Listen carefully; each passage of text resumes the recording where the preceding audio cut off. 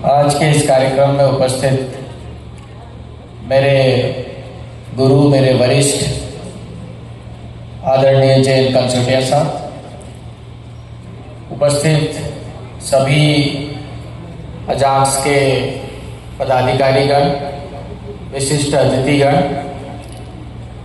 निवाड़ी और निवाड़ी के आसपास के जितने भी यहाँ पर शिक्षाविद और बच्चे उपस्थित हुए हैं, साथ ही निवाड़ी के पत्रकारगण, आप सभी को मेरा जय भीम, जय जोहार।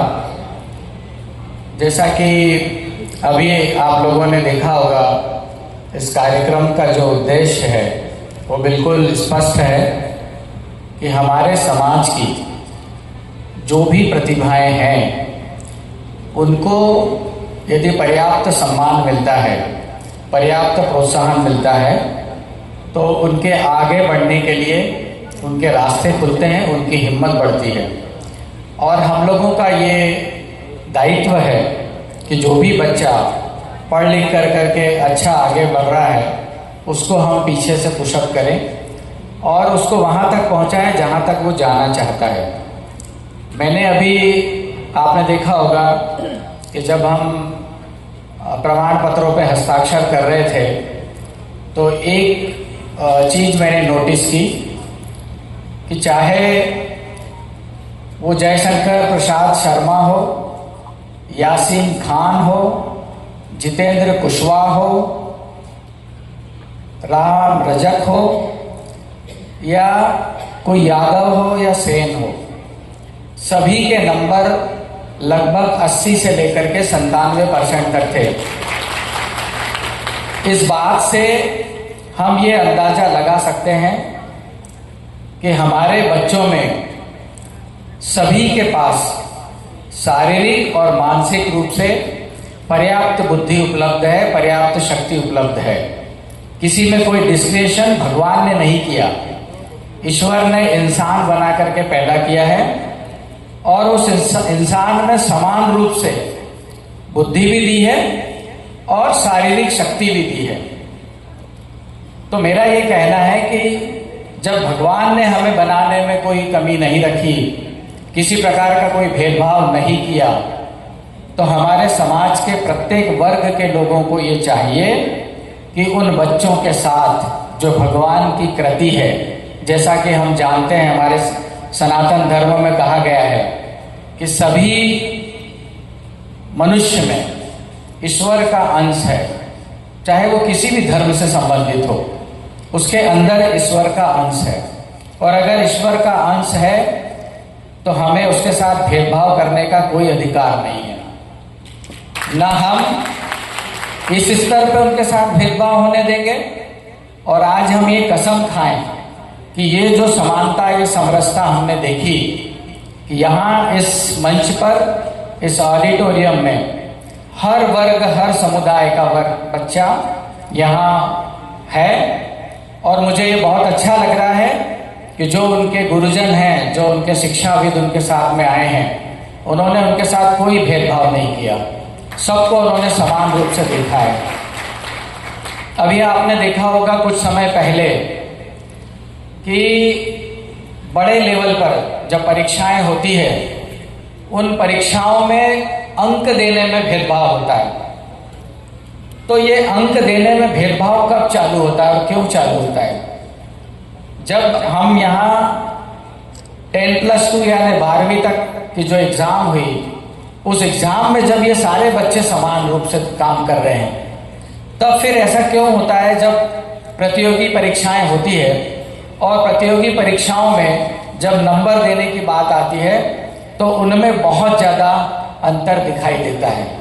ये कोई मैं अपने मन से नहीं बोल रहा हूँ, ये बहुत सारे विश्लेषण अभी पिछले 2-3 सालों में आए हैं और लोगों ने महसूस किया है कि एक व्यक्ति को 250 में से 240 नंबर मिलता है और एक व्यक्ति को 250 में से सिर्फ 65 या 70 नंबर मिलते हैं, 90 नंबर मिलते हैं। और आपने देखा होगा कि आज की तारीख में 5 से 10 नंबर में लगभग 1 लाख लोगों की मेरिट बन जाती है, इतना अंतर आ जाता है। यानी कोई बच्चा यदि 1000 नंबर में से 700 नंबर लेकर के आया है और एक व्यक्ति 600 नंबर लेकर के आया है, और अगर इंटरव्यू में आपके पास 250 नंबर देने का डिस्क्रिप्शन है, अगर आपने एक को 100 नंबर दे दिए और एक को आपने 210 नंबर दे दिए, तो जो व्यक्ति रिटर्न में टॉप था, जो 700 नंबर लेके आया था, वो 700 नंबर वाला हो सकता है कि मेरिट लिस्ट में भी ना आए, और जो 600 नंबर लेकर के आया था वो मेरिट लिस्ट में टॉपर बन जाए। तो ये जो इस तरीके का डिस्क्रिप्शन होता है, इसको हमें डिमोरलाइज करना चाहिए और सरकार को ऐसी पॉलिसी बनाना चाहिए कि इस तरीके का अधिकार किसी को भी न मिले जिसका कि वो दुरुपयोग कर सकता हो। आज जो हमारे अजाक्स की युवा छात्र संघ ने ये जो एक अनूठी पहल की है और जिसमें उन्होंने हर वर्ग के बच्चों को सम्मिलित किया है, इसके लिए मैं उनको साधुवाद देता हूँ। निवाड़ी की जो अजाक्स यूनिट है उसको भी मैं बहुत बहुत धन्यवाद देता हूँ, और मैं उम्मीद करता हूँ कि इस परंपरा को वो हमेशा कायम रखेंगे। और यहाँ के जितने भी शिक्षाविद बैठे हैं उनसे भी मैं ये अनुरोध करूँगा कि वो इस स्पिरिट को कायम रखें। ये जो सामाजिक समरसता की बात जो हम करते हैं, इसको बनाए रखें, इसको कायम रखें, क्योंकि ये हमारे बच्चे हैं और ये हमारे भविष्य हैं, हमारे देश का भविष्य है।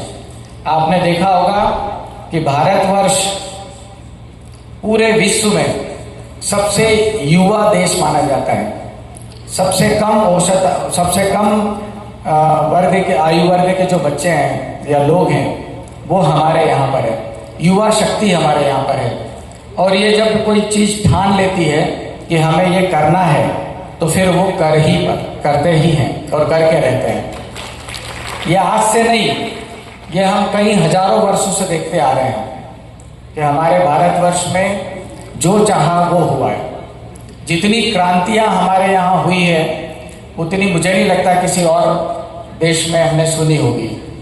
तो मेरा सिर्फ आप सबसे ये आग्रह है कि ये जो हमारे भविष्य की धरोहर है ये सुरक्षित रहे, और ये तभी सुरक्षित रहेगी जब कर्ता धर्ता लोगों के मन में भेदभाव नहीं होगा।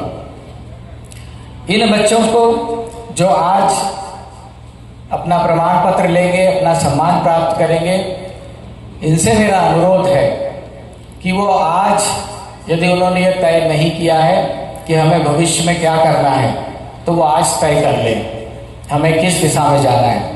उनके जो शिक्षक है वो उनका मार्गदर्शन करें। बच्चा क्या बनना चाहता है ये उसके ऊपर निर्भर करना चाहिए।